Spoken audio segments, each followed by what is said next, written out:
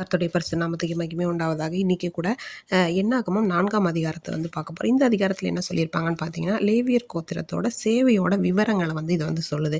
என்ன மாதிரினா, அவங்க வந்து அந்த கூடார பணி, அவங்களுடைய அந்த வேலையை எப்படி செய்யணும், அவங்களுடைய பொறுப்புகள் அந்த இடத்துல என்னென்ன, அவங்க வயது வரம்பு வந்து எப்படிப்பட்டதாக இருக்கணும் அப்படிங்கிறத பற்றிலாம் இதில் வந்து சொல்லியிருக்காங்க. இப்போ வந்து வயது வரம்புன்னு பார்த்தோன்னா 30லேருந்து 50 வயது அப்படின்னு சொல்லியிருக்காங்க.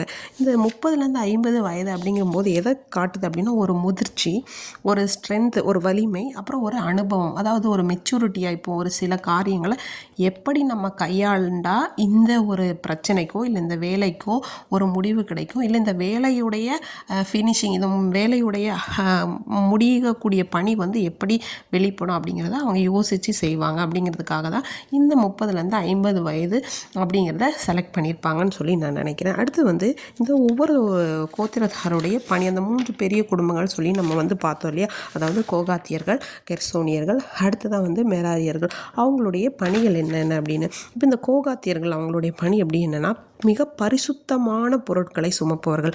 ரொம்ப ரொம்ப ரொம்ப பரிசுத்தமான பொருட்களை வந்து ஹேண்டில் பண்ணுறதோடைய பொறுப்பு வந்து இந்த கோகாத்தியர்களோடது. அதாவது வந்து ஆசாரியர்கள் வந்து அந்த பொருட்களை மூடி வச்சதுக்கப்புறம் தான் இவங்க வந்து என்ன பண்ண முடியும்னா அந்த பொருட்களை சுமக்க முடியும்னு சொல்லிட்டு சொல்கிறாங்க.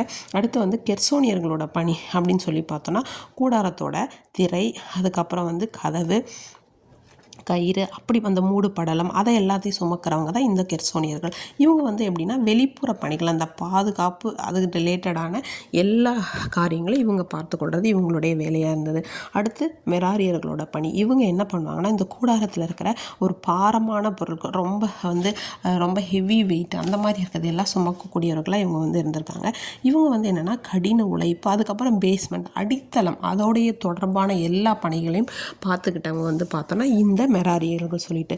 இதில் வந்து இந்த அதிகாரத்தில் சொல்லப்பட்டிருக்கிற ஒவ்வொரு குறிப்புகள் என்னன்னு பார்த்தோன்னா, பரிசுத்தத்தோட வந்து என்ன பண்ணணும்னா சேவை பண்ணணும் அப்படிங்கிறத சொல்கிறாங்க. அடுத்து ஒருத்தருக்கும் ஒரு தனித்தனி பணி.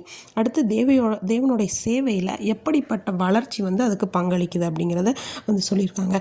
நம்ம கூட இன்றைக்கி நம்ம ஒரு தலையாகிய கிறிஸ்துவில் நம்ம எல்லாருமே ஒரு அங்கமாக இருக்கிறோம். அதை நம்ம உணர்ந்து நம்ம சபைகளில் இந்த வேலை தான் நான் செய்வேன், இந்த வேலை தான் செய்வேன்னு சொல்லாமல், நிறைய ஊழியக்காரங்க சபையில் வந்து பாய் விரித்தாலும் சரி, அதை பெருக்கினாலும் பாத்ரூம் கழுவினாலும் அதுக்குன்னு ஒரு ஆசீர்வாதம் ஒன்றுன்னு சொல்லியிருக்காங்க. அதையும் நானும் என்னுடைய வாழ்க்கையில் எக்ஸ்பீரியன்ஸ் பண்ணியிருக்கேன், நீங்களுமே அனுபவித்திருப்பீங்க. அதே போல் நம்ம பெரியவங்க, நம்ம சின்னவங்க அப்படின்னு இல்லை, எல்லா வேலையும் நம்ம தேவ சேவைக்காக நம்ம வந்து அவருடைய முன்பாக அதை வந்து சின்னதோ பெருசோ செய்யும்போது தேவன் அதை நமக்கு கனம் பண்ணி தருகிறவராக இருக்கிறாரு.